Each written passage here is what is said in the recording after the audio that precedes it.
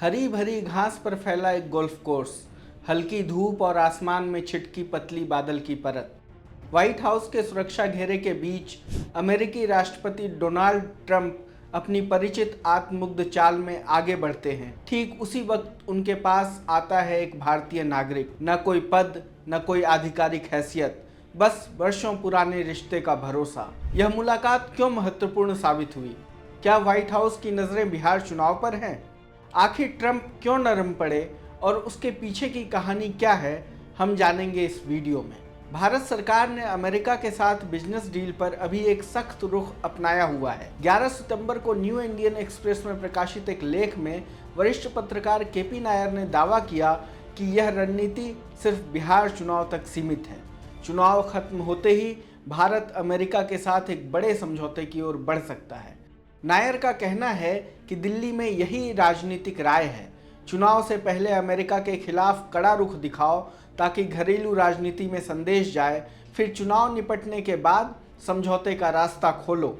वे इसका उदाहरण कनाडा के प्रधानमंत्री मार्क कार्नी से जोड़ते हैं, जिन्होंने चुनाव जीतने के बाद अमेरिकी सामान पर शुल्क घटा दिए थे, जबकि चुनाव प्रचार में सख्त अमेरिका विरोधी रुख अपनाया था। नायर लिखते हैं कि इस रणनीति के पीछे एक दिलचस्प घटना भी जुड़ी है। वाशिंगटन के एक गोल्फ कोर्स पर अमेरिकी राष्ट्रपति डोनाल्ड ट्रंप और एक भारतीय नागरिक की सिर्फ 10 मिनट की मुलाकात ने रिश्तों का टोन बदल दिया। इस छोटी सी बातचीत में टैरिफ या राजनयिक मुद्दों की बात नहीं हुई। चर्चा सिर्फ 2 घटनाओं पर रही, इवांका ट्रंप की 2017 की हैदराबाद यात्रा और 2020 का अहमदाबाद का नमस्ते ट्रंप कार्यक्रम। भारतीय नागरिक ने ट्रंप से कहा कि अहमदाबाद में उन्हें देखना 2.25 लाख लोगों की जिंदगी का सबसे बड़ा पल था। ट्रंप ने आश्चर्य जताया, 250,000 इंडियंस।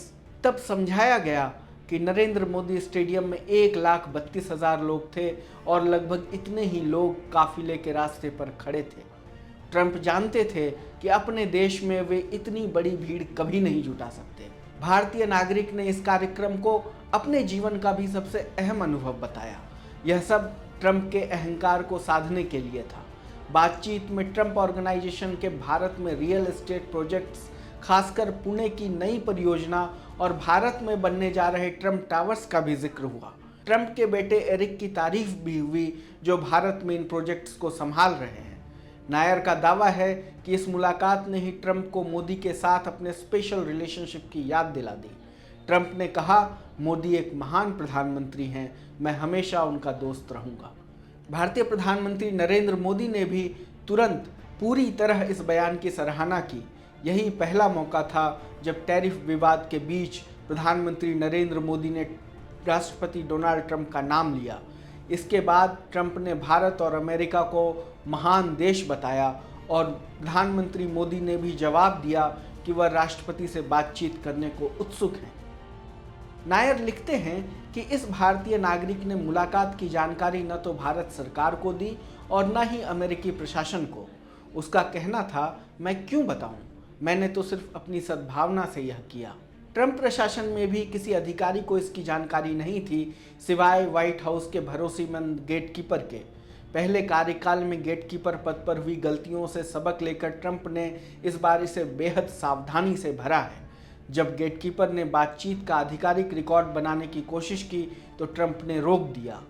उन्होंने कहा कि यह तो गोल्फ कोर्स की चैट थी, इसमें दर्ज करने जैसा कुछ नहीं। अब सवाल है, आगे क्या? नायर लिखते हैं कि भारत अमेरिका टैरिफ वार्ता अब किसी रहस्य जैसी नहीं रही। फरवरी से अब तक ट्रंप ने धीरे धीरे सब कुछ सार्वजनिक कर दिया है। हाल ही में उन्होंने कहा कि भारत ने एक समय में अमेरिकी सामान पर शून्य शुल्क की पेशकश की थी। भारत की ओर से घरेलू राजनीति के लिए जानकारियां लीक की गई, जिससे अमेरिका में उसकी स्थिति कमजोर हुई। वहीं ट्रंप से भी गलती हुई। रूस से तेल खरीदने के नाम पर भारत पर अतिरिक्त 25% ड्यूटी लगा दी, जबकि चीन को छूट दी गई। यह खास तौर से भारत के खिलाफ उठाया गया कदम था। नायर साफ लिखते हैं, अगर भारत को अमेरिका से मजबूत व्यापारिक रिश्ता चाहिए तो उसे मानना होगा कि अमेरिकी सामान पर उसके आयात शुल्क बहुत ज़्यादा है। यही वजह है कि ट्रंप भारत को टैरिफ किंग कहते हैं। जब तक भारत बराबरी का रवैया नहीं अपनाता तब तक मजबूत व्यापार संभव नहीं। केपी नायर भारतीय पत्रकारिता के वरिष्ठ नाम हैं। उन्होंने अमेरिकी राजनीति, ट्रंप के 2016 के चुनाव अभियान और व्हाइट हाउस के पहले कार्यकाल को गहराई से कवर किया है।